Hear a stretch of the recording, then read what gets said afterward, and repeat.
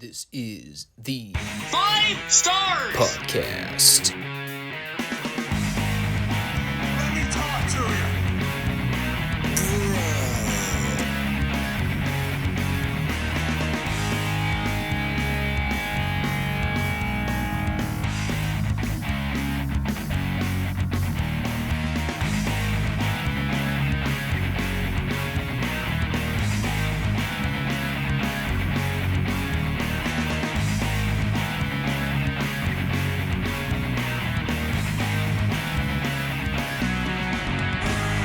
What do you guys want to talk about? Well, we got a little bit of something for everyone this weekend. If you're a WWE hater, you can hear me rip SmackDown to shreds from this past week. Or, if you're an AEW hater, you can hear me rip the Full Gear pay-per-view to shreds. Now, of course, I'm merely kidding. Well, partially kidding. SmackDown wasn't too bad this week. Full Gear, yeah. That's a whole other tirade in the works. First, I wanted to address this. No Retro Raw report for the Monday show this week, since Survivor Series 93 aired on Thanksgiving Eve, and they also ran a show the night prior to that. I don't believe they actually aired an episode of Raw from November 22nd, 1993. If they did, it was lost in the archives somewhere, never to be found. And because next Monday we're going to be reviewing the 1993 Survivor Series pay-per-view, that means we're going to be putting off the Retro Raw reports until, I believe, the first week of December. There is an 11/29 episode, but with where I am in my schedule right now, trying to fit all this crap in, I'm not going to have enough time to wedge in another Raw report for next week. So we're going to stick with the Survivor Series and SmackDown reports, and that'll be all for that. I still have to finish watching all of Starrcade 86, which I started this past Friday night, and as of this current recording on Sunday, I am still chugging my way through the show, little by little, piece by piece. A lot of multitasking going on, but we'll try to make it work. So we'll jump to the SmackDown report in a minute. Just make sure you subscribe, like the show, leave a comment if you're watching the FSWR podcast for the first time. I expect we'll get a few straggler viewers in here since we've got an AEW pay-per-view to recap. One that'll surely piss off the diehards because, well, let's just say, not a fan. With one notable exception. But we are on YouTube and Rumble each Monday and Friday for new content, so make sure to stop back in and check out our weekly shows. Any support you can show to help grow the channel would be greatly appreciated. I purely do this for hobby. I'm not looking to make any source of income off of it. I've just been a long-time wrestling fan, and I enjoy talking about the aspects of the classic and modern content. The good, the bad, and the ugly. In most cases, with modern wrestling, the bad and the ugly. Kind of like what I saw from this past weekend. But before we get too knee-deep into the appalling nature of what I experienced over the weekend, let's quickly run down this SmackDown show from Friday night. A show that I also watched on delay due to time constraints. All right, so... Well, I learned that Survivor Series is next week. Shit. God damn it. I'm going to have to find even more time to cram in another 3 hours of wrestling. All right, so what do I have on the horizon? I got Starrcade 86. I'm almost done watching that show. Survivor Series 93, which I'm doing as part of the Retro Review series for next Monday. And then we've also got this year's Survivor Series, which I'll be talking about next week too. Maybe I'll have a few drinks along the way. Lord knows I'll need it. Remember when I said this is usually a busy time of the year historically for professional wrestling? Boy, how I wish I were exaggerating. So anyway, SmackDown. Let's get through this report. We open this week with the Brawling Brutes and Drew McIntyre coming out for a promo to hype up the War Games match against the Bloodline. By the way, just announcing it out of the blue with absolutely no prior notice. They just threw a graphic on screen and Michael Cole said, "Oh yeah, by the way, that 5-on-5 match, it is going to be a War Games match." The hell, WWE? You can't have a War Games match without the famous William Regal cameo. Come on, man. That's tradition. I mean, I know he works for the opposition now, but Hunter could have at least given him a call. Butch did a decent job imitating him, but you can never outclass the original. All right.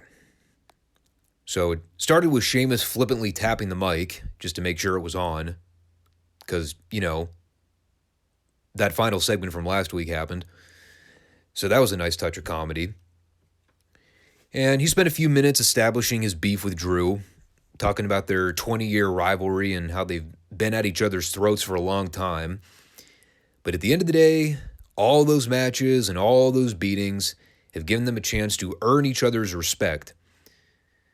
So much so that Sheamus even asked Drew to be his best man at his wedding a few weeks back. And when it comes to fighting the Bloodline in War Games, there isn't a better honorary broody than good old Drew McIntyre. And that was all well and good. I'm glad they took the time to address the fact that Sheamus and Drew were enemies before. They didn't just gloss over it, thinking people wouldn't notice.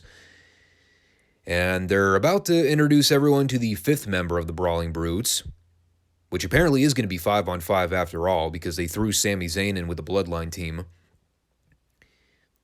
And speaking of the devil, Sami Zayn interrupts, which immediately spawns Usi chants, because Zayn pretty much worked himself into a corner with that one.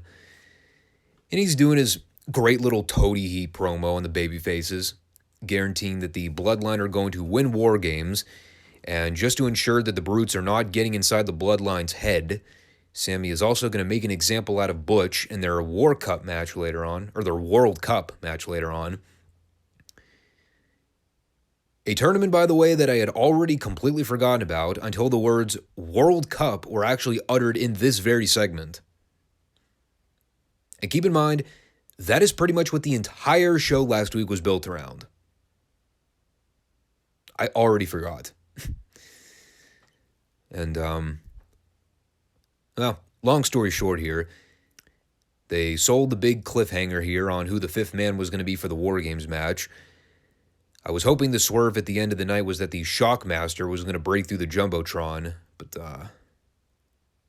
sadly it wasn't the Shockmaster. So at that point, we immediately transition into the World Cup semifinal match, Ricochet versus Mustafa Ali, wherein we learned what country Ricochet was representing in the World Cup after a week's worth of asking questions. No idea what he was representing or what nationality he was taking part in the tournament. Well, we found out here. It was the United States. Even though they already had a U.S. representative in the tournament in Brawny the Strowman, but apparently they felt the need to have a second rep because I guess they ran out of nationalities or something. So much for representation in WWE, right? Anyhow, this was great because the setup for this match was them showing us a replay of a Bobby Lashley-Mustafa Ali match from Raw where Lashley apparently beat Ali clean with his hurt lock. Not even beating him because of interference or shenanigans so that Ali at least had an outing. No, Lashley just beat him flat. Like a total job guy. So I'm not entirely sure how this was supposed to rally people behind Ali when he did a job less than 4 days prior, clean as a sheet. And then their follow-up line with Cole here mentioning a recent Ali statement on social media about how people may have given up on me and you may have already counted me out. You think? No shit, Sherlock. So, of course, Ali goes into this match with taped ribs and the kayfabe injury, and he just winds up doing all his regular stuff, barely even selling the ribs. And it's made even more cringe with Ricochet having to act in this scenario and ask questions such as, "What are you doing, Ali? We don't have to do this. This is your future." And just to let you know, I put more convincing emotion into that delivery than Ricochet did.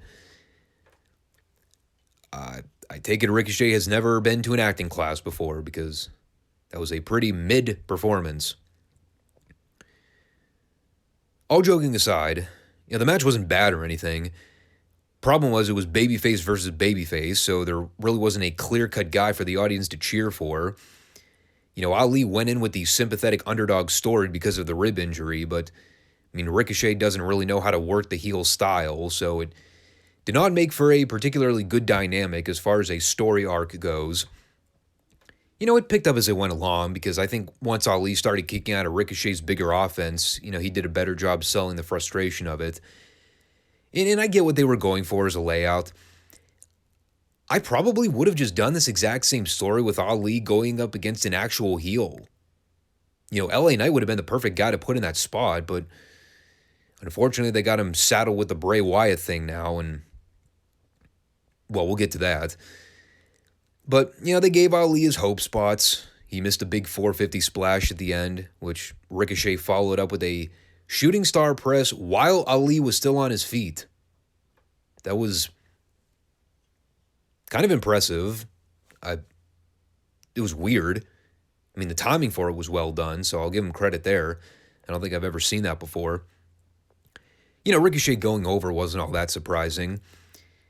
Him and Strowman will be an interesting pairing. Although, again, it's another babyface match, which I don't really get. Why would you want to intentionally split the audience like that? Who are they supposed to cheer for in that scenario? I know we're in a weird time in the professional wrestling business where good guys and bad guys don't really mean a whole lot because fans are going to cheer for whoever they want. But call me old school. I'm still of the mindset that you still need a reason to have two baby faces wrestling each other, and especially when it's just a standard tournament match and it's not even the finals of the tournament, it's just a semi-round. Nah. I don't get it. I wouldn't have booked it, but I don't get paid to book wrestling. I just come on here to bitch about how bad the booking is 99.9% of the time. For example, The New Day. Pretty much any segment on the show involving The New Day. That is bad booking. End of sentence. I'm also yet to figure out whether or not Emma randomly showing genuine burning desire for Madcap Moss is an example of bad booking. I have no idea why she was fawning over Moss's genetics, but the guy is in great shape. Guess I can't blame Emma for that. It's just unfortunate he was sent out there to be a sacrificial lamb for Karrion Kross. Another guy whose booking I am still currently on the fence about. Tell you what, though, Moss was more impressive in this showing than Kross was. If I hadn't gotten motion sick off those rapid-fire camera cuts during the spots where he was running the ropes, I'd have probably given him a standing ovation for how quick that guy could move. I probably mentioned it before, but Madcap's a hell of an athlete, and I much prefer this version of Madcap over him being Baron Corbin's flunky. He's a great explosive babyface. He's green, but there's something there. Kross, on the other hand, I don't know, dude. I'm patiently kicking back, waiting for him just to show me something of substance. The stuff with Drew never really hit home for me, and Watching him possibly entering a feud with Madcap Moss going forward, it's not really leaving me with any signs of hope. We'll see what rabbit hole they dive into next with the Karrion Kross experiment, but I'm starting to see those return on investments dwindling the more I see of him. Maybe that's just me, though. On the topic of diving into rabbit holes, this Bray Wyatt rabbit hole, it's one that gets deeper and deeper and more unfathomable the longer it goes. He's certainly captivating. Every single time I see that guy on television, I just can't help but immerse myself in whatever he's doing. Even against my better judgment, when I know I'll probably hate it in the end. He very much reminds me of how I used to immerse myself in The Undertaker's material when I was a kid. Even when Taker was doing a lot of the cartoony, over-the-top stuff, I was always mesmerized by his delivery. He could sell you on just about anything he was involved with. Even crucifying Stephanie McMahon in the middle of an episode of Monday Night Raw. As ludicrous and absurd as it all ended up being. Goddamn, he sold it well. And going to this segment here with Bray and LA Knight, it was a unique exchange. It was one of the more simple angles they've actually shot with Bray since he came back. Partially because I actually understood what the hell he was talking about in his promo. And by the end, it was probably the most gripping thing he's been involved with. Because the cliffhanger they left at the end of this thing really left you wondering what part of the riverside LA Knight's body was going to wind up floating on. Here's everything that happened in this segment. So Bray comes out to apologize to LA Knight for headbutting him last week, losing his temper, shall we say. Knight comes out, does a great heel promo, essentially lulling Bray into a false sense of security, thinking Knight was going to extend his hand and accept the apology after having a week to think about Bray cold-cocking him.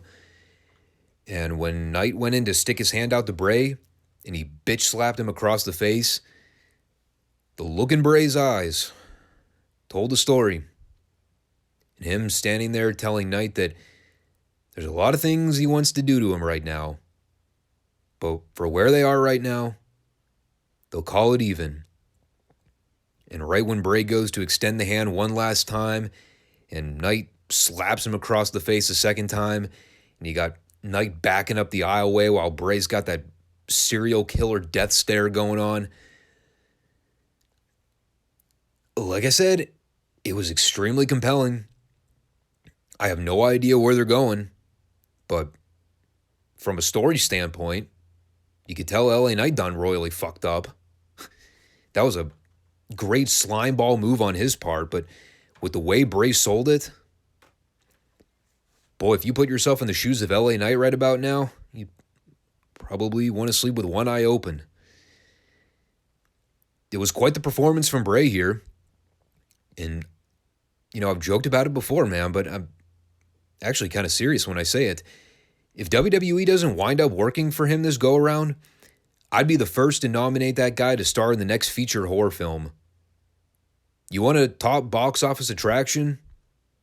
Bray Wyatt's your fucking man. Pro wrestler Bray? I don't know about all that, but Jeffrey Dahmer, serial killer, crazed, lunatic, bad guy Bray Wyatt? Yeah, I'd take that guy in a heartbeat. I think he'd be a big hit. So, we'll see where it goes. It's kind of apropos that the next WWE show is called Survivor Series, because I don't know if LA Knight is going to be able to uphold the survival portion of that title. If they're even wrestling on that show, I don't even know. I mean, with what happened in a few segments from now, it's entirely possible it won't happen. So that was the first hour of the show. And then came the conflicting part of my SmackDown viewing experience. Because on the one hand, we had Shayna Baszler in action. And I love me some Shayna Baszler. Problem was that she was wrestling Shotzi Blackheart. And I do not love me some Shotzi. The chick of 1,000 different random gimmicks, none of which are particularly tantalizing. So I tried to give this a chance, because as much as I like Shayna, I also know that she's not a miracle worker. And within about the first 5 seconds of this match, where Shayna tried to jumpstart Shotzi for the heat, and Shotzi just kind of balled up and randomly fell down on the mat while Shayna was trying to elbow her, I pretty much said, yep, that'll about do it for me. Seriously, fuck Shotzi Blackheart. Of all the girls in that roster, they're going back to the well with trying to get her over. Didn't work in NXT. Not working for me here on the main roster. Oh, and I think this was the point in the show where LA's dead body was found in the back. Conveniently in WWE fashion, where he had multiple gimmicks stacked on top of him in very cartoonish fashion, to which Michael Cole's only comeback line was, well, perhaps you shouldn't poke the bear. Vital information for your everyday life, courtesy of Michael Cole. His tip jars at the front of the table. Following that was another match that I boycotted, and if you're all wondering why, all I'm going to do is mention the name New Day. You figure the rest out. And I hate to do that to my boy Gunther, but even Gunther isn't going to get me to force myself to sit back and watch a New Day match in 2022. Not a chance. Nor is Brawny the Strowman being introduced as the tag partner for the New Day, going up against the rest of Imperium. So that was another easy fast forward for me this week. The main event, however, I did watch. The World Cup semifinal round between Butch and Sami Zayn, wherein the graphic for Sami's entrance read, and I quote, "Sami loves to get oozy." Unfortunately, I'm starting to think that they're going to wind up running the oozy joke into the ground before it's too late. It was golden the first time around, and now they're just going to ride it into the ground to the point where it ends up not being funny by the end. The actual match, honestly, I didn't get too detailed with the analysis, partially because I had to watch the show on delay, and I was really pressed for time trying to cram in watching this show before the Full Gear show on Saturday. Spoiler alert, bad idea in hindsight, but this is a pretty paint-by-numbers WWE match. You know, all the team members were ringside, so you pretty much knew the inevitable brawl was bound to happen. And it ended up breaking down with everyone on the floor, bodies strewn everywhere. And the finish to the match saw Sami try to set up Butch for the haluva kick in the corner, but Sheamus threw Jey Uso into the line of fire, so Sami had to stop before kicking him. And that allowed for Butch to take advantage of the distraction and hit Sami with the bitter end for the 3. It was a match, not really noteworthy. Sami being the fall guy for the Bloodline is kind of status quo at this point, but it works. He's the kind of guy that you can beat over and over again, and he's not going to lose heat for it. So that was all fine. The post-match deal, that was kind of the main story of the segment, and pretty much what the entire show is built around. Because in another instance of whoops live TV, folks, all the guys are fighting around ringside, and finally they cue up Roman's music, and Drew's in the corner throwing hammers down on Solo Sikoa, and he's throwing punches. He's throwing some more punches. Roman's music is still playing. Drew's continuing to throw down more punches. And finally, you just hear Drew audibly go, "Is he out yet?" To which I said, "No, Drew. And in fact, Roman is not out yet." And finally, after about 30 seconds of delay, Roman finally comes out with Paul Heyman, cautiously walking down to the ring, totally not in a hurry to make the save for his boys. Not that it was really necessary, because Roman ended up laying everybody out by the end anyway. And right at the point where the Bloodline laid waste to everybody, and Roman is trying to set up Sheamus for the spear in the corner, Who should make their return as the fifth man for the Brawling Brutes inside War Games but Kevin Owens? Which I guess is kind of fitting since Owens' entire gimmick for the last decade plus has been centered on fighting. I mean, he had a t-shirt at one point that they sold on their shop website that had Fight Owens Fight on it as a tagline. So he ends up getting into the face-off with Roman. They had a little bit of a tussle until Sammy tried to run in to do the standoff with Owens, which was an homage that I think a lot of us are all too familiar with. The long-standing, decade-long rivalry that Christ almighty never seems to end between these two. Now we're going to have to bear witness to it again. But it all led to Roman trying to hit Owens with a spear, and then Owens caught him with a kick to the jaw, hit him with a stunner, which got a big pop in the crowd, actually. And Roman took a good bump for it, too. Sort of like he was dead. So, that was your final segment of the show. Crowd obviously went nuts for the Owens surprise. Funny, because I vaguely recall him randomly showing up on SmackDown not that long ago to work some kind of multi-man tag match, and then he just completely vanished after the fact and we never saw him again. And now he's showing up here to be the fifth babyface partner in War Games.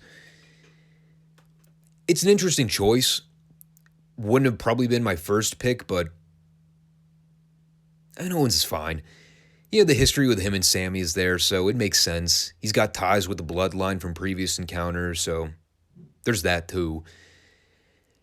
And I'm actually kind of intrigued with the whole War Games setup. It's atypical of how the normal Survivor Series tag matches are laid out, but I don't know, I kind of dig it. It's kind of reminiscent of that one year they did the Elimination Chamber at the Survivor Series pay-per-view, and it kind of fit with the theme. I think the War Games gimmick makes sense with the Survivor Series pay-per-view. You know, as long as they're only doing one of them with the men and they don't try to shoehorn in a girls' War Games match too, because I don't really need to see that. One War Games match with the main event guys, perfectly fine. So, thumbs up to that.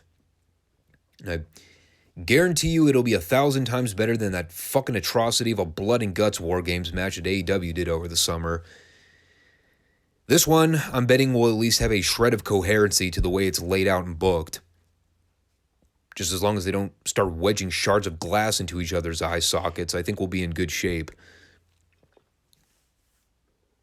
So that was SmackDown. Kind of all over the map this week in terms of material, but the main selling point was all built around the whole Brawling Brutes fifth partner, and got a decent response in the end. They probably could have done a better job building up to it throughout the show instead of just doing the big surprise at the end, like totally out of nowhere, but for what it was, it worked. The other stuff this week was kind of along for the ride. LA Knight and Bray Wyatt, I'm still left with a lot of questions as to how it's all going to pan out, but you know, the little promo face-off they had before they wound up killing off LA Knight later on in the same show, that was all pretty good. I don't know about Uncle Howdy supposedly jabbing a knife into his jugular in the parking lot and then stacking a bunch of chairs on him. That I probably could have done without. Especially when the cameraman was filming Uncle Howdy in the background when LA Knight went to leave the building and then he just apparently left him for dead. But whatever. Guess we'll see when Bray decides to debut the split personality gimmick and it all goes to shit like we're expecting it to.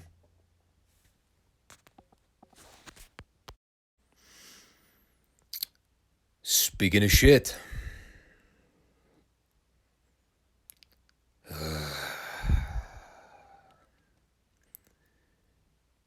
Thank God for MJF. That was probably the only thing that prevented me from wanting to end it all on Saturday night.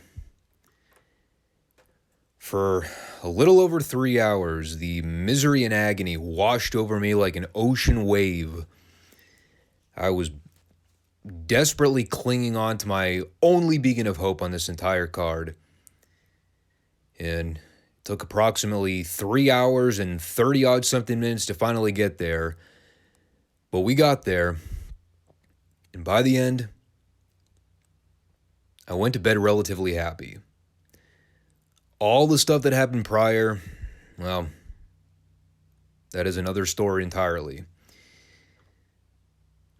So Full Gear happened over the weekend, and it was full of a lot of things besides the pain, blues, and agony that I spoke about just a second ago. If you did not get a chance to check out my preview predictions part of the Friday show, allow for me to just give you the Cliffs Notes rundown of what I was expecting heading into the show. Personally, I thought the card looked pretty underwhelming. There weren't a lot of real appealing matches to me on paper, including the main event, believe it or not. The only thing I really wanted to see, the only thing that I really plunked down my money to pay for on this show was to see MJF win the AEW World Championship in the main event. Anything else that happened on the show, I didn't really care, if I'm being honest.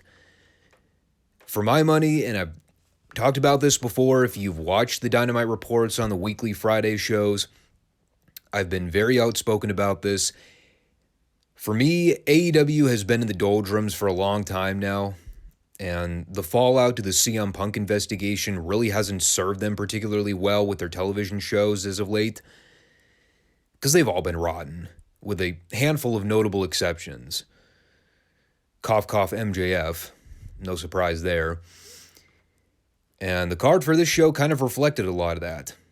Most of these matches I've had little interest or investment in. Some of these matches I didn't even know were actually happening until this past week. If you would have told me a week ago from this point that Jungle Boy and Luchasaurus were having a cage match on the Full Gear pay-per-view, I'd have probably looked at you like you had steaming turds coming out of your mouth. And not because I haven't been paying attention to the shows, but I honestly don't ever recall them mentioning more than 75% of this card until the actual go-home show. So you'll have to pardon me if my excitement level for this show wasn't all that high. However, if you asked me by the time it was over, was it worth it just to see the final 5 minutes of the show? I'd have probably said yes. Worth the money? Oh, hell no. Not in this economy. But was it worth putting myself through 3 hours of torture to get a satisfying payoff in the end? Yeah, I'd say so. I mean, I have a high threshold for pain anyway. I can handle it. So as per normal with these AEW shows, I'm going to run everything down. There were a couple things on the show that I skipped out on. Walked out of the room, took a leak, brushed my teeth. All the usual nightly routines that are evident when one is planning to actually go to bed before 4 a.m., which apparently is not part of Tony Khan's daily life.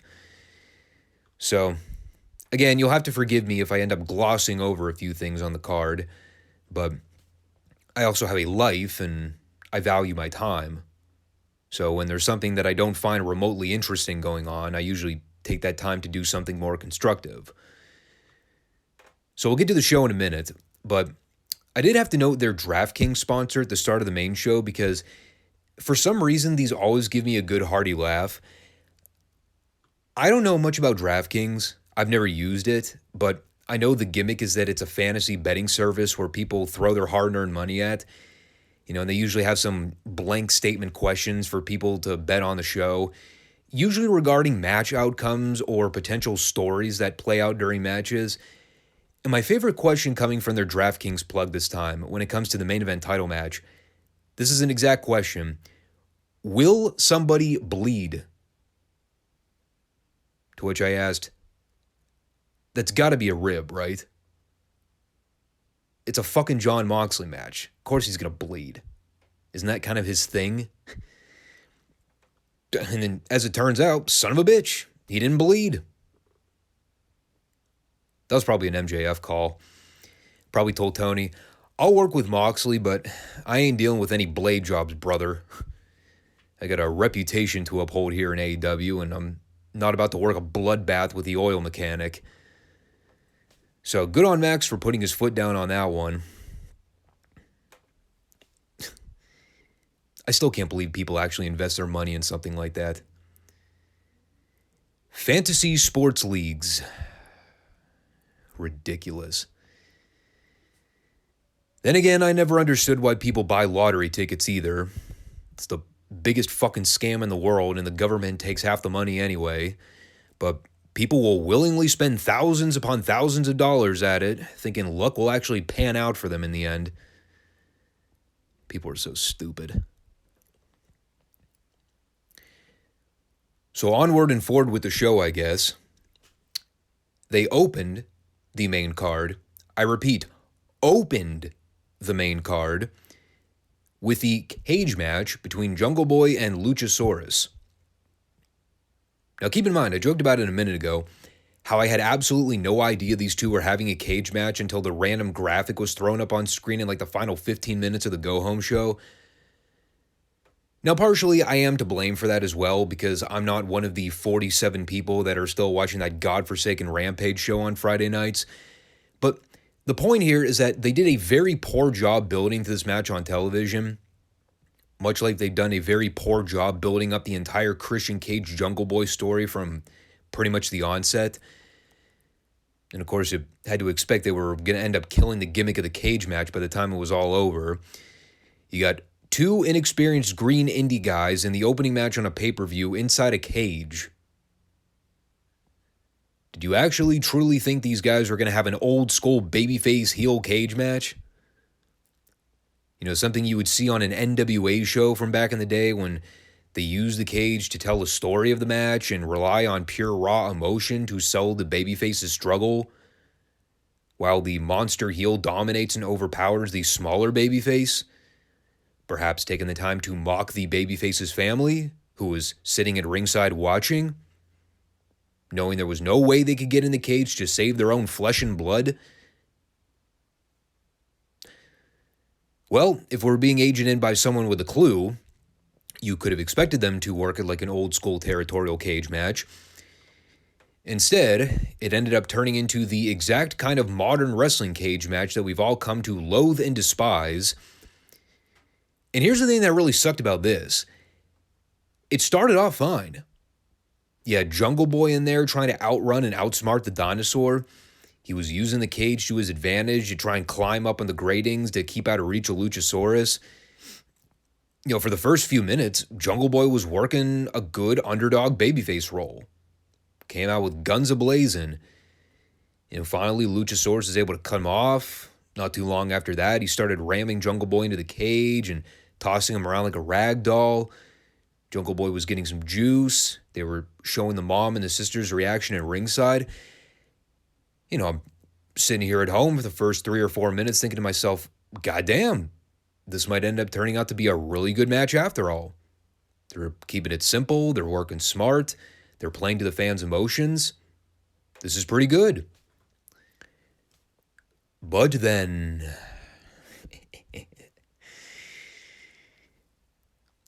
well, it all pretty much went off the rails in a hurry.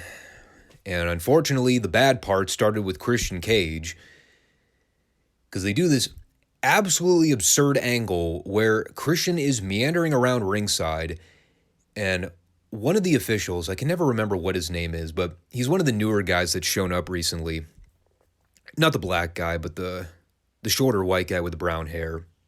Doesn't matter. The point is, he's got the key to the cage. And you're probably thinking to yourself, well, okay, so he's got the key in his pocket. Big deal, right? Well, the problem is, not only is the key hanging out of his back pocket, completely out of his line of vision, but it's also on this giant-ass lanyard, making it very easy for someone to, I don't know, perhaps end up pickpocketing him at some point when he wasn't paying attention. You know, and the way they got this set up is ridiculous, because you have the official with his fingers around the outside of the cage. I have no idea what the fuck he's looking at. He's just peering into the cage, probably talking to Bryce, the other official, for Lord knows whatever reason. Also, Christian could come up from behind and snatch the key out of his pocket while he wasn't paying attention. Now you're probably asking, well, was Christian at least sneaky in doing so? Not particularly, because with the way they shot this, there was no possible way that the official could not have felt somebody tugging at his pocket. So we all had to pretend like the referee was an idiot and couldn't feel his pants being tugged at. So anyway, Christian grabs the key and he goes to unlock the door, wherein the official at that point realizes, oh shit, that no good SOB stole the key to the cage. So he goes over. Keep in mind, Christian's arm is in a sling. He is a one-armed heel right now. There's nobody else at ringside to prevent the referee from just grabbing the key from Christian. So does he proceed to try and snatch the key back? Why no? Instead, he calls for security to come down and take Christian to the back. But by this point, the cage door is now open, which, again, if you're a rational thinking person, you would probably wonder, okay, well, did they just go ahead and lock the door up again so that the ref could take back possession of the key? Well, apparently not. No, apparently they thought it would be a wiser move to just leave the cage door ajar so that Jungle Boy and Luchasaurus could proceed to do what? You guessed it. Fighting on the floor. Because in a cage match, where the object for generations upon generations was to confine both wrestlers in the cage to prevent either guy from escaping, the entire premise for why the cage match was invented in the first fucking place, well, of course, they thought it'd be a better idea to just kill the gimmick entirely and leave the cage door open so both guys could go out to the floor and do spots, making the cage match completely superfluous. Genius. So they're fighting on the floor, as you would come to expect in seeing your average everyday modern cage match in wrestling, where the people booking it are retards and have no idea what they're doing. So Luchasaurus eventually gives Jungle Boy a catapult into the outside of the cage. They're out there for what seemingly feels like hours at this point. Not really doing anything of substance, by the way. They're just out there. And while Jungle Boy is laying unconscious, what should Luchasaurus decide to break out from under the ring? But plunder! Plunder in the opening match on a pay-per-view. Oh, and did I mention, it is a cage match. Garbage wrestling. Only took him less than 20 minutes into the show before having to break it out. So, of course, in come the chairs, and in come the tables, which promptly leads to the fans all starting a "We Want Tables" chant, to which JR tried to sneak in a Devon Dudley reference, because, I mean, he doesn't give a fuck at this point, and why would he? Jim Ross was the epitome of phoning it in on this entire show. That guy is long past the point of caring. And they're in there doing all their modern outlaw garbage wrestling spots, pretty much doing everything in the book but lighting each other on fire. It is more and more preposterous as it goes because they're doing all these WrestleMania false finishes in the opening match of the show, by the way, because you got to leave room for growth, right? And at the point, Jungle Boy broke out the Canadian Destroyer while using the chair as a springboard, only for Luchasaurus to kick out at one. That was about the point where I tapped out trying to give a fuck about this match. They did some hokey angle where Jungle Boy had to try and act emotional. That about got over like a fart in church. And finally at the finish, after they've hit each other with everything except a fucking bus, kicked out of everything in the book, literally did everything except flash up an image on screen that said, "This shit is fake, folks." Finally, Jungle Boy does the big spot where he gives Luchasaurus the elbow drop off the top of the cage, wherein the table did not immediately break. It just kind of folded from underneath the dinosaur's weight and then kind of split in two. And because they always have to put a hat on a hat with everything in AEW, the giant-ass elbow drop off the cage led to Jungle Boy applying his snare trap finish for the tap-out win. Wow. That right there, ladies and gents, was what we would like to call a good old-fashioned four-finger stinker. A garbage indie match in the opener where guys kick out of everything, hit each other with every fucking move in the book, bled, used plunder. It went on for way too long. And to cap it all off, the icing on the cake, a flat finish with a popcorn fart reaction wherein Jungle Boy climbed to the top of the cage to give Luchasaurus an elbow drop through the table after about a 3-second delay of the table actually breaking, which he then followed up by tapping out the dinosaur with the snare trap. Yes, a semi-botched elbow drop off the top of the cage from 20 feet in the air, and the finish was Jungle Boy tapping out Luchasaurus with a submission hold.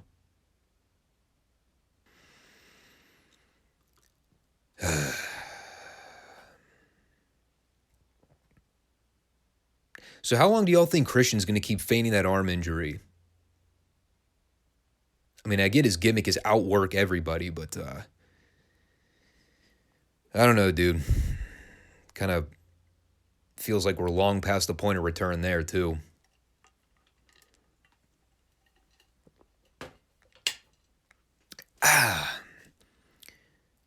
So that all sucked. But after that, we had a palate cleanser. Actually, we had a quote from Excalibur here. A gift match for the fans. An early Christmas present for all friends in all-inclusive wrestling. Goody goody. And what a gift it was. Because you know what it was time for. It was time for the return of the school children. Timeout is over. They've apparently been permitted to re-enter class after being put in the corner by the school principal.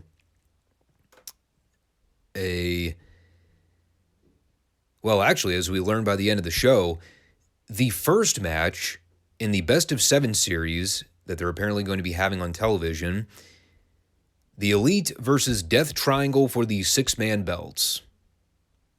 Or trios belts, whatever they're calling them. So in other words, if you really enjoy rubbing one out to the video game no-selling masturbatory jerk-off sessions, boy, are you in for a treat. You'll be as happy as a pig in shit to subject yourself to 6 more of these nonsensical acrobatic tumbling routines. And boy, how I did not miss them. Not that I ever went out of my way to pay attention to anything in that short-lived trios tournament to begin with. But we all knew it was inevitable. Now it was just a question of whether or not I was going to be able to control my gag reflexes. Yep. This was an Elite match. That is for damn sure.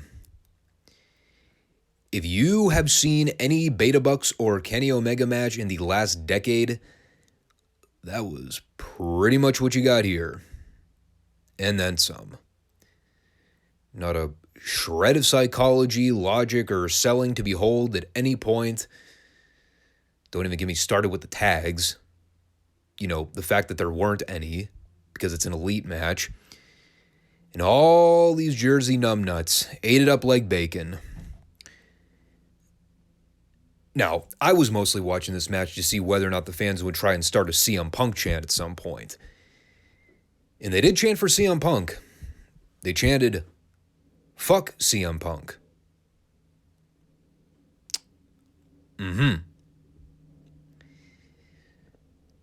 I should have known better with the Jersey fans. Of course, they were going to side with the soy boys.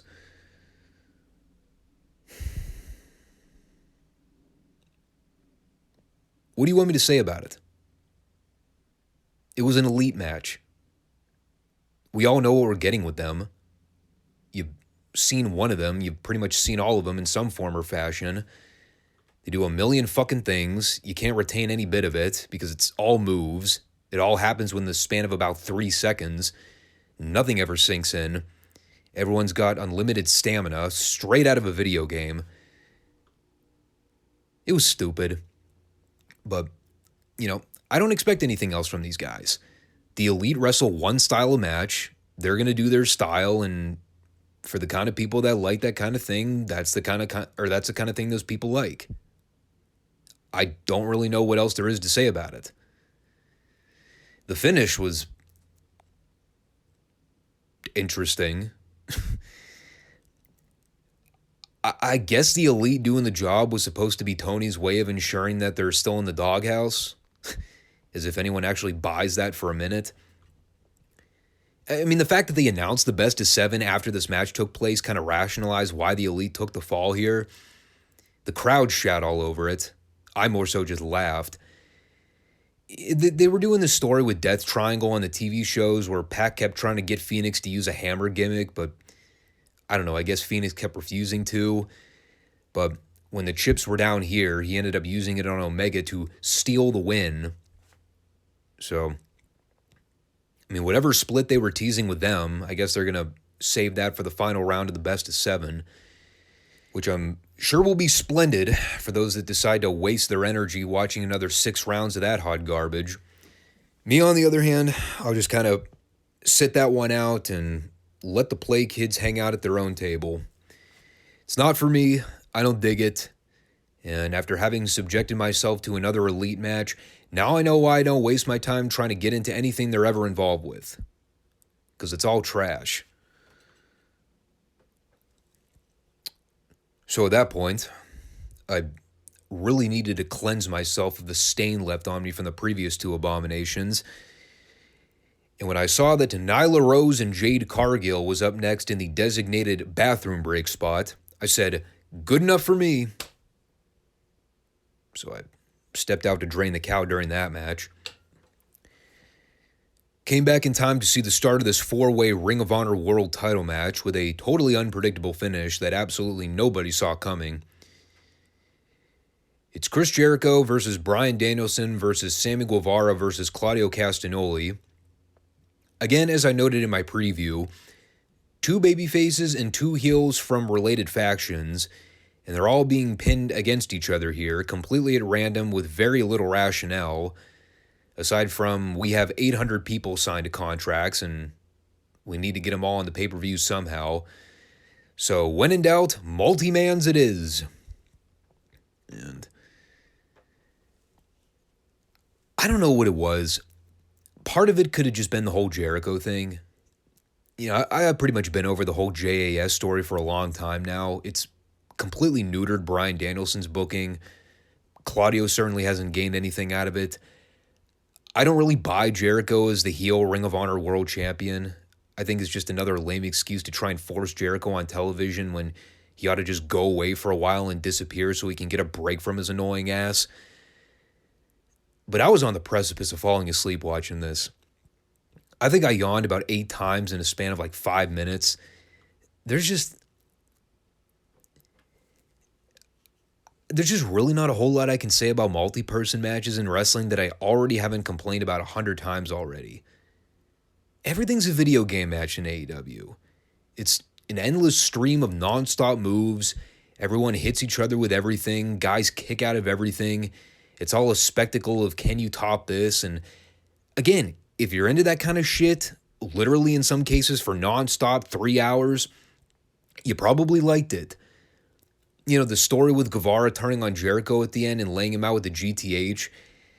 I mean, it got a decent pop from the crowd. Made funnier by the fact that the people were literally just chanting, "Fuck you, Sammy," like 3 minutes prior to him turning on Jericho.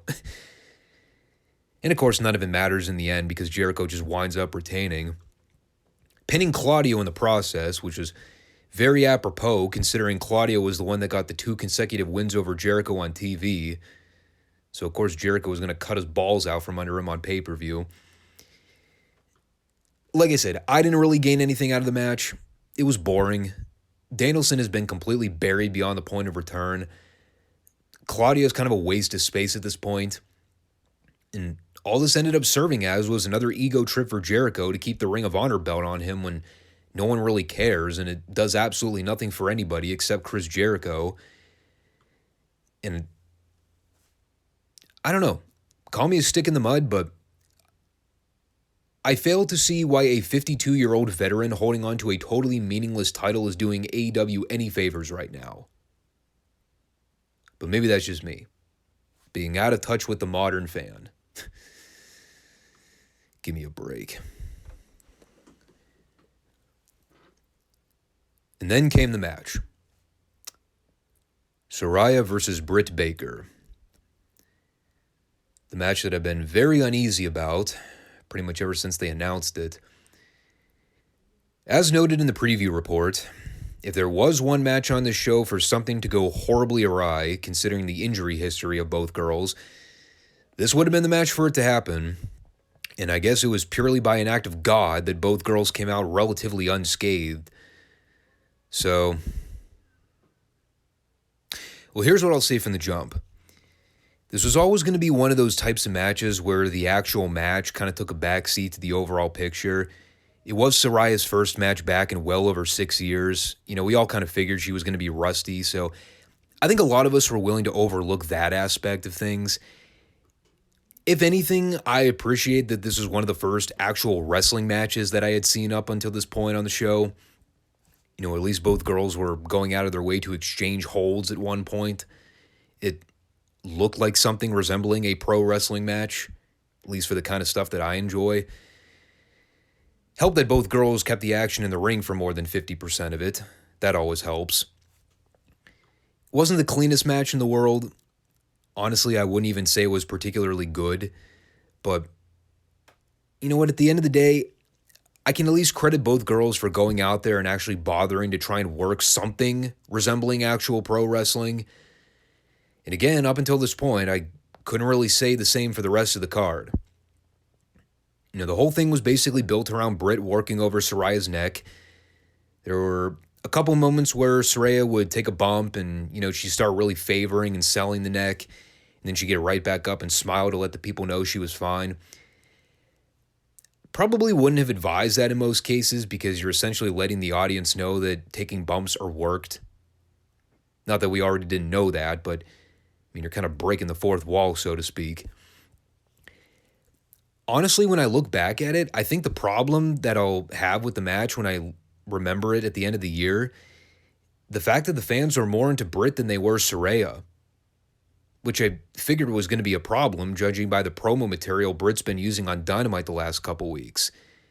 You know, everything she said about Saraya being another WWE crossover that's trying to steal Britt's spot as the top girl in the division, whether or not you like the tone of the promo, the fact of the matter is, it's not wrong. You know, Saraya coming over and trying to immediately claim herself as the number one girl in the division when I don't think people are ready to accept that makes it kind of hard for her to stay babyface, especially with the AEW crowd, because those people are already very territorial as it is. You know, so what ends up happening here is that Britt ends up coming into the match as the de facto babyface, and I don't think that's what they were going for in this feud. The other problem, too, is that while Saraya going over was probably the right call, again, it was always going to come with a price. You know, the entire story between these two was that Britt was basically saying that she was responsible for building the women's division in AEW, and, you know, she wasn't going to let an outsider come in and steal it out from under her nose. And then what ends up happening in the end? Well, Saraya, the outsider, comes in. She pins Britt Baker clean in the middle of the ring in her debut match. And if we're all supposed to buy that Britt's the number one girl in the AEW women's division, what does that really say about the division?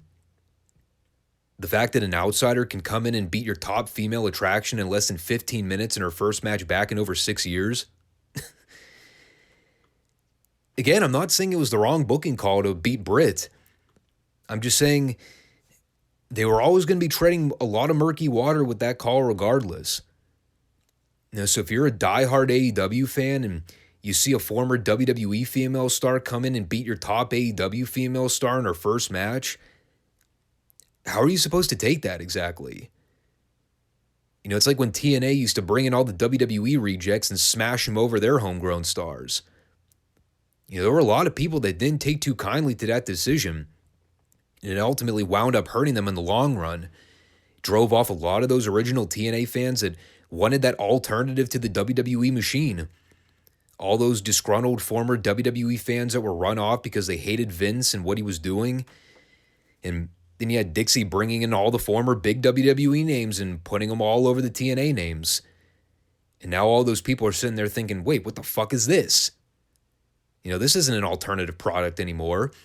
This is just using more established wrestling names from another company to beat all the guys that we like. That's why we left WWE, because we didn't want to see that.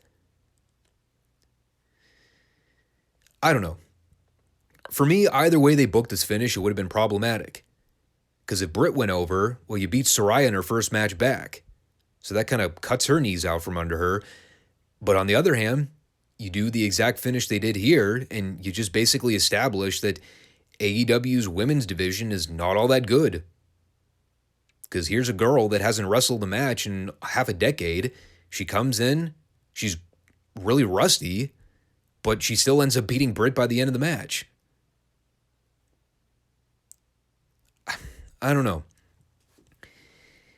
I also really don't know what the game plan is going forward. Whether or not this was like a one and done match or if they keep feuding. I honestly have no idea.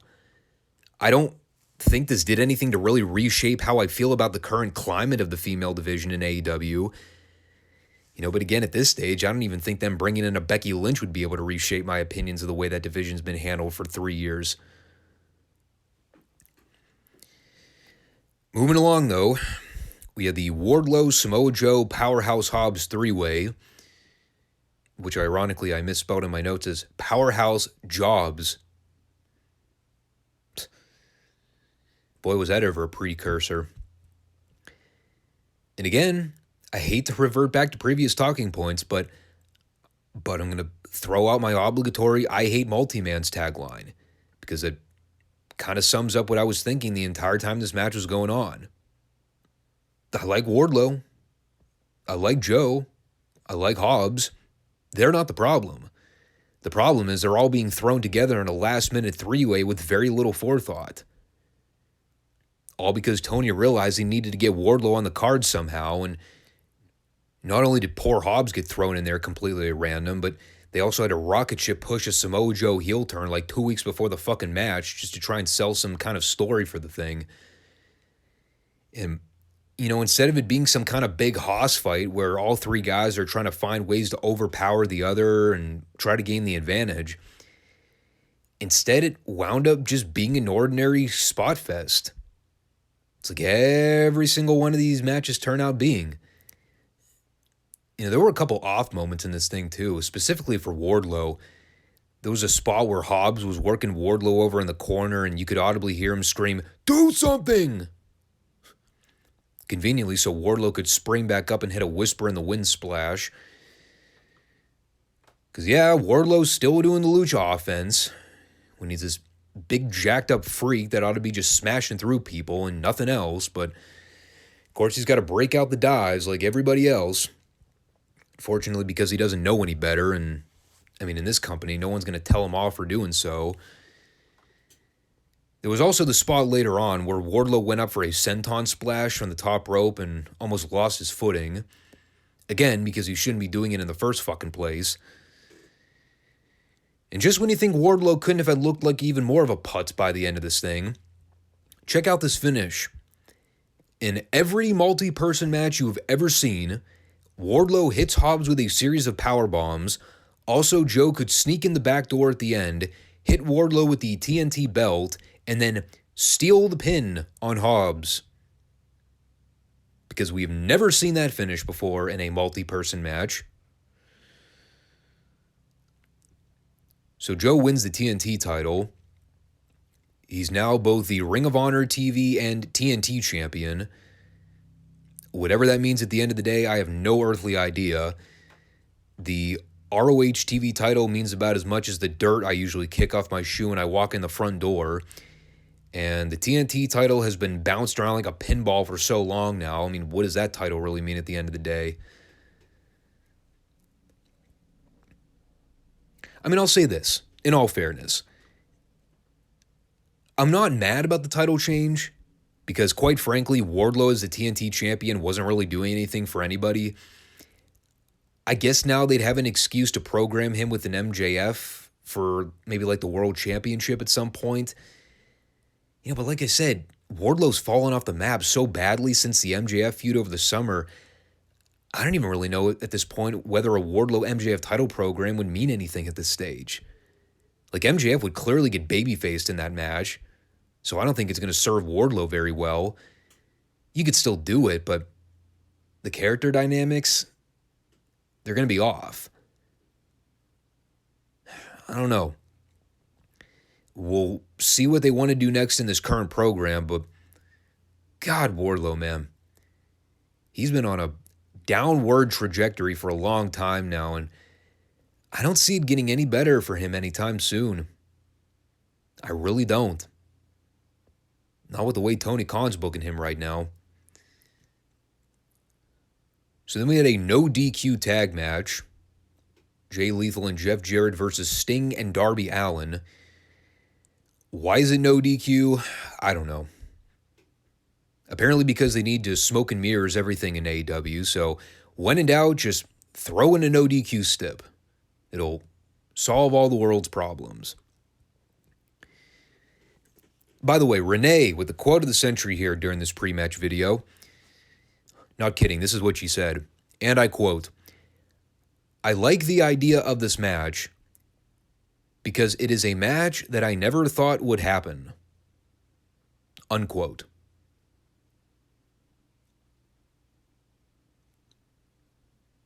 Insightful journalism from Miss Paquette.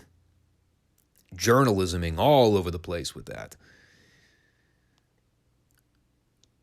So, of course, in this no DQ tag match where anything goes and anything is legal, you had to expect this would all eventually lead to crowd brawling and or floor brawling. And you'd be right with that assumption. Before we get to that, though, did you all like the standoff with Sting and Jeff Jarrett at the beginning where everyone started a TNA chant? And Sting's looking around at the people like, seriously? God damn it. Yeah, never mind anything that happened between them in WCW in the late 90s. Most of these people probably weren't even paying attention to WCW at that point anyway, so I guess it made sense. A TNA chant in AEW. Who would have ever thunk it? So they had a match. Probably the most notable thing outside the crowd brawling was the spot where Darby tried to do the coffin drop off the ladder onto Satnam Singh, and Satnam basically caught Darby without budging an inch, so he could scoop Darby up and carry him over to the rampway so he could throw him like a lawn dart. That actually looked kind of cool, if I'm being honest. And of course, with all the previous pandemonium going on in the first 7 or 8 minutes of the match, it ends up breaking down into a normal tag match by the end, where guys are cooperatively tagging in and out. I think even the announcers joked about how stupid that was. And the big spot at the end saw Jarrett give Darby a guitar shot to the back after the attempted coffin drop spot. That would be another broken guitar spot from Double J that will not draw a dime in the business. And then eventually led to Darby and Sting giving Satnam a combination scorpion coffin drop. And then finally, Sting countered the lethal combination into a very botched-looking scorpion death drop, where both guys looked like they killed themselves on the landing. And then Darby ended up going up top, hit Lethal with the coffin drop for the pin, to which the final thing I wrote down in this segment was, of course Jarrett did not end up taking the fall in the end. Figure he'd managed to weasel his way out of that one. But, well, there was your semi-attraction match for the pay-per-view. I said in the preview that I hope this was a one-and-done appearance for Jeff. Hopefully he takes the backstage role and doesn't get involved with more of the TV product, because I don't really think we need to see any more of it at this point. The fans actively groan anytime the dude's on camera. I mean, pretty soon it's going to get to a point where the people are going to start revolting for Jeff even being on screen. He doesn't need to be there. He doesn't add anything to the show. Nobody wants to see him at this point. He'd be fine taking up a backstage role and staying locked in the behind-the-scenes role, but I don't need to see him on television. Please, for the love of God, AEW, no more Jeff Jarrett appearances. Please.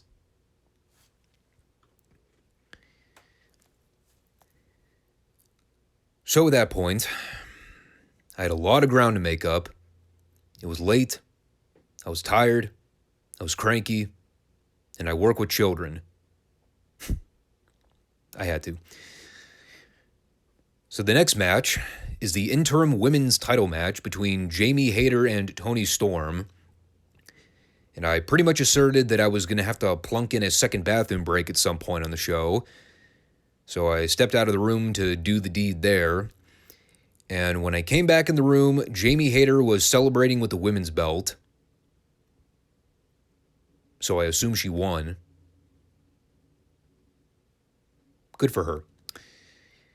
Hopefully they just wind up dropping the whole interim champion thing and decide to just recognize Jamie as the regular champion. And whatever's going on with Thunder Rosa at this point, they can either address it on television or just put it behind them and move on from it.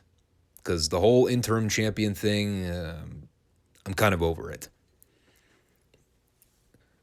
So as the energy was continuing to get sucked out of me, just being drained minute by minute, I tried to trudge through what was left of the show because I still wanted to see the main event, which again was the only thing worth giving a damn on this atrocity of a pay-per-view.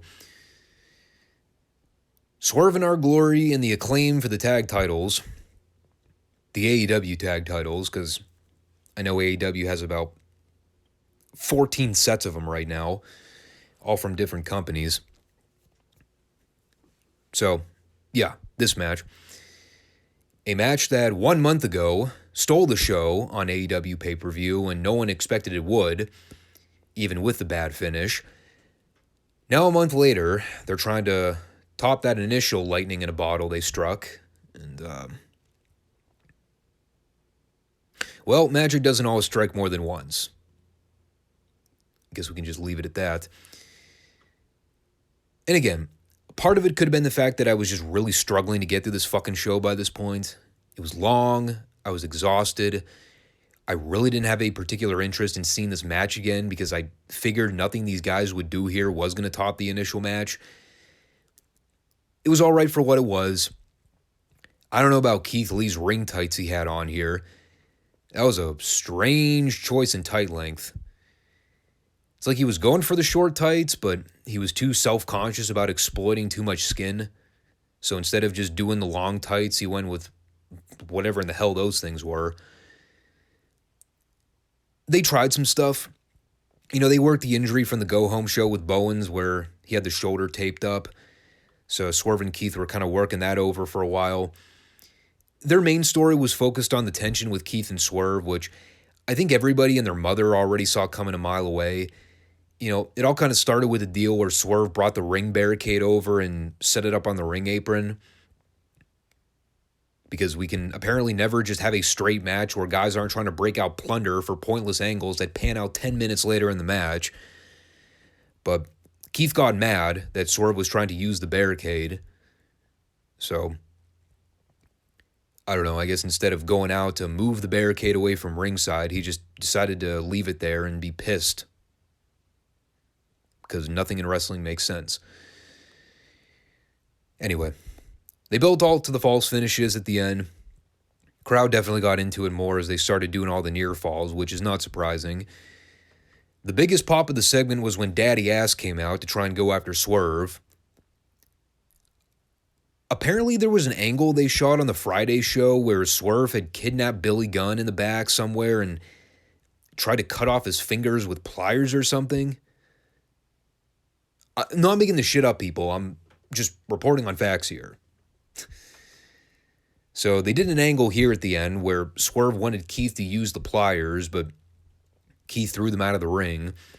And that led to Swerve slapping Keith across the face. So Keith ended up ditching his partner and leaving him to fight by himself. And, well, you could pretty much see where that was all leading to. Acclaim took advantage, hit Swerve with some weird-looking double-team spot, and got the pin. Personally, I thought the match went a little too long. I really haven't been into the whole tag partners that aren't on the same page story between Keith and Swerve. It feels like they've been holding off on this thing for months at this point. I think the issue for me is that while the breakup was executed fine, we see guys turning on each other like every fucking week on this show. We literally just saw a tag team break up on Dynamite in the last 2 weeks.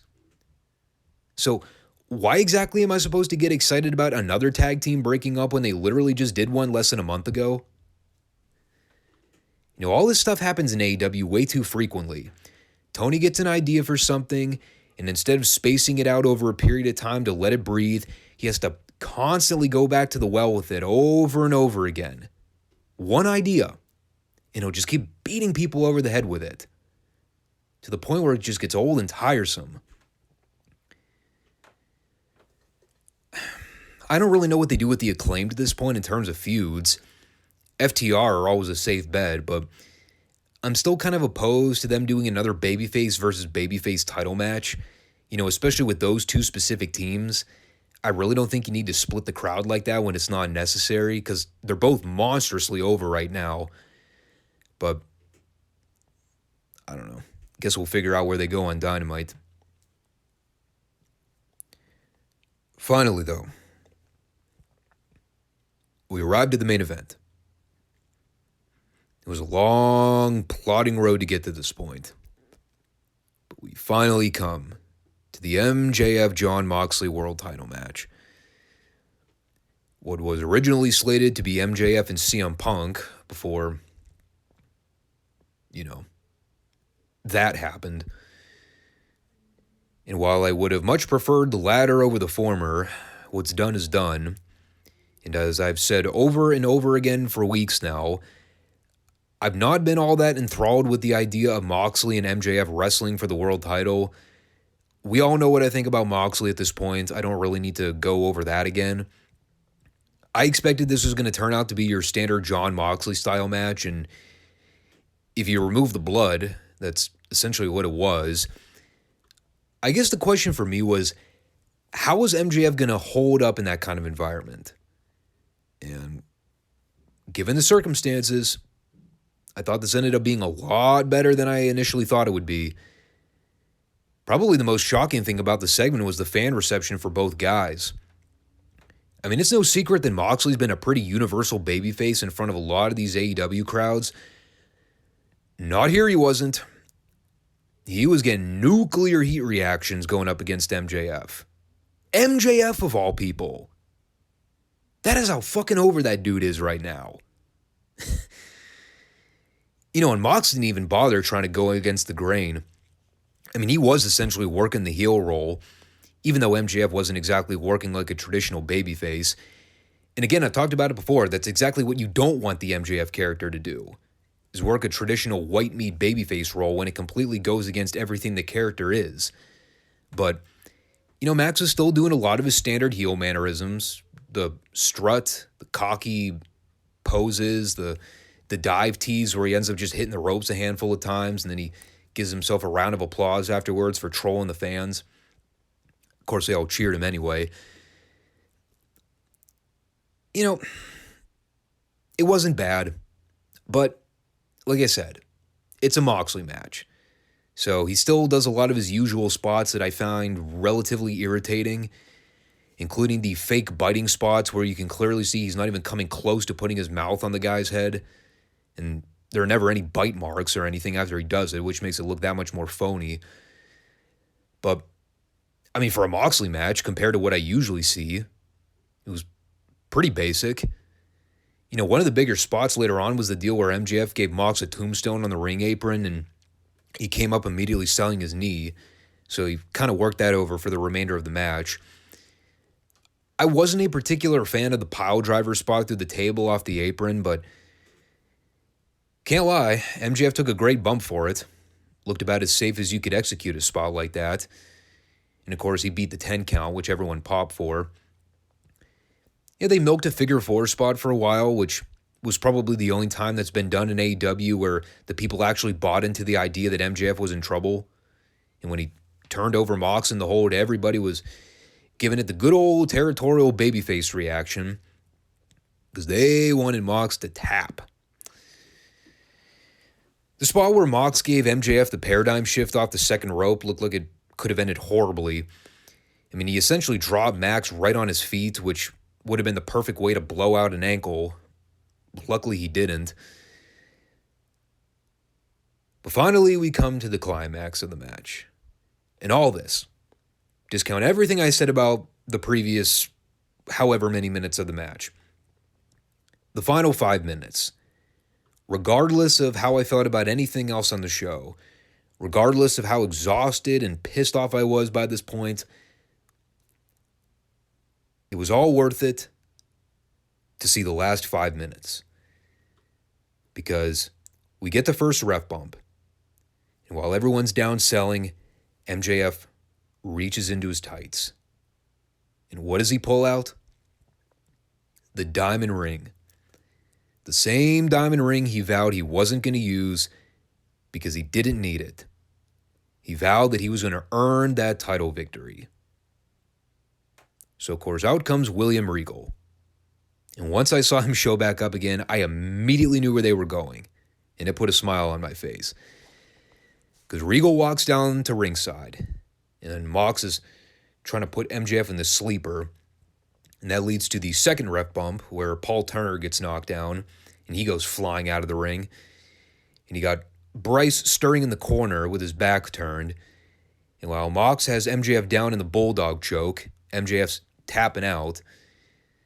And that's when Regal leans on the apron and tells Mox, "You have to get the ref. You have to get the ref." So Mox goes to get the ref. And while he's not looking, Regal does the unthinkable. He reaches into his pocket and he slides in the brass knucks for MJF. And for the first time on this 3.5-hour slog, in the closing minutes of the event, AEW managed to put a smile on my face for the first time on the show. As soon as I saw the brass knucks come out, I laughed the entire way through the finishing sequence. Because they did exactly what needed to be done. MJF grabs the knucks. He smiles at Regal. He decks Mox with the knucks. He goes for the cover. 1, 2, 3. And just like that, the cheating Maxwell Jacob Friedman, the slimeball heel that pulled one over on the fans after selling them on the illusion that he could actually win it fair and square. That lying sack of shit. Well, he got cheered for it. Not that any of us should have been surprised. We've all been waiting for this moment for the better part of 3 years, and even if it was done to swerve the people for not seeing it coming, none of us gave a fuck. Because all we wanted to see was MJF as the new champion. To us, it did not matter how it was done.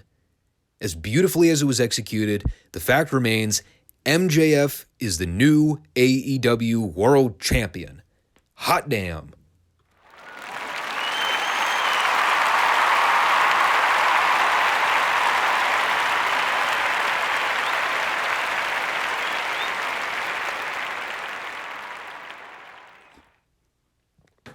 That's right. Take a celebratory sip of my coffee for that one. It's about goddamn time. All those torturous AEW title runs that have been underwhelming as all get out. The never-ending cycles of bad Jon Moxley reigns where he was having terrible outlaw match after terrible outlaw match on TV almost every single week. The mediocre mid-card title reign that Adam Page had. All that crap. We can now officially put it to bed. Because now we have an actual, honest-to-God champion representing the company. A real, true, honest-to-God top star that we can all get behind. Even though he's a heel. And it could not have come at a better time.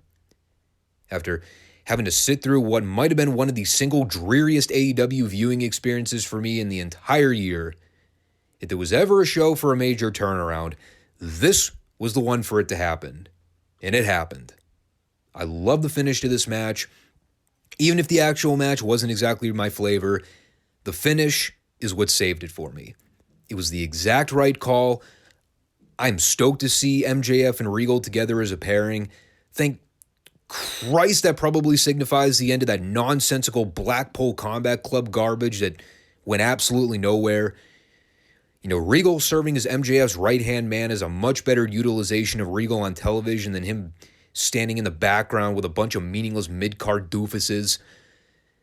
And that little nod of approval that Regal gave Max to close out the show, well done. Beautifully done. Brilliant. That right there. That was the moment that I look back on this show and say, for everything else that happened on this lame duck program, it was worth it for that single moment. Because I'll remember that moment. I won't forget that. That'll be forever ingrained in my head. I can easily forget virtually everything else I saw in this abomination of a pay-per-view. But that little moment there, that nod of approval with Regal and MJF, that little respect stare down, yeah, man. I'll remember that. Thank God for MJF. I said it at the beginning, and I will say it again at the end. Thank God for MJF. Even if he is the devil incarnate, he's the devil that God needs in his story to make the horror worth it. I also believe that sets up MJF's first title defense to be with Ricky Starks on the Winter is Coming edition of Dynamite. I'm certainly not going to complain about that. That'll be a great TV match, and one that'll actually give me signs of hope that AEW's main event scene can be filled with some actual quality talent going forward. Because I can assure you this, MJF ain't going to be working middle of the show matches with underneath schlubs. He's only going to be working with the elite level talent. Not the actual elite, like actual elite talent. And Starks, he's one of those prospective talents. If Tony Khan can ever figure out whether or not to shit or get off the pot with him. I guess time will tell with that. So yeah. How do you grade this show overall? That is a fine question. I would say that for me, for the kind of wrestling that I enjoy, and quite frankly, for where I am right now with AEW's product as a whole, I think it's fair to say my predictions panned out as expected. Minus a couple of the finishes that I predicted wrong. I pretty much assumed that the only thing I was going to find enjoyable on this show was seeing MJF win the big one. And I'm glad they went with the right decision of keeping MJF heel in the manner that it was done. As I said before, he doesn't need to be a babyface. I know that probably seems counterintuitive to how the fans are reacting to him. I know I'm probably in the vocal minority when I say that. But hear me out.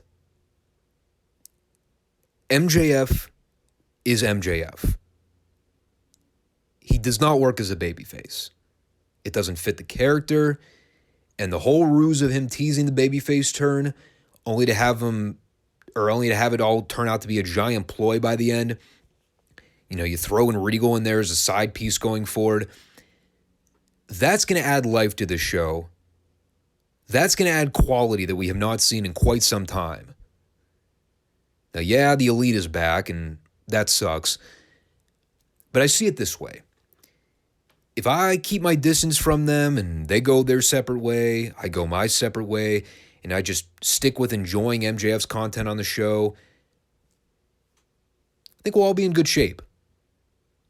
I've come to accept the reality that AEW is usually going to give me one or two things to keep me hooked, and anything else that happens, more than likely I'm probably going to end up hating.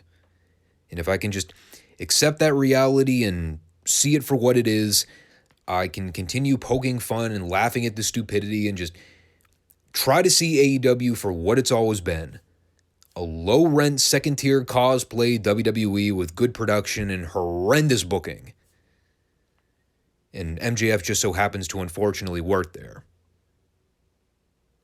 For now. Until 2024. But I guess we'll have to wait and see what happens, right? In the meantime, that'll about wrap things up for this episode. Tune in. Be sure to share what you thought about the show down below. Again, I'm probably in the minority with my opinion on it, and for me, that's okay. I know what I like, I know what I don't like, and I'm not going to shift or reshape how I think about the business after 20 plus years of investing in it as a hobby. You know, just because AEW is fine being a mediocre indie promotion with a bigger budget doesn't mean I have to accept it. You know, they said from the onset that they were going to be an alternative to the WWE. And since 2019, all they've done is drive me back to wanting to watch WWE. And especially now with Vince out of the picture, I have more incentive to do so. Not to say WWE is lighting the world on fire right now, but I find myself wanting to rip my hair out less after watching a WWE show as opposed to most AEW shows. But again, maybe that's just me. But we'll be back on Friday for another fairly big show. We are going to be reviewing Starrcade 86 as part of the Retro Review series. We've been talking about all the Saturday night TBS shows in the lead up. And we have reached this week in history where it all comes to a head. So that'll be for the Friday edition. We're also going to throw in the World Class review and talk about whatever AEW's got in store for their follow-up Dynamite.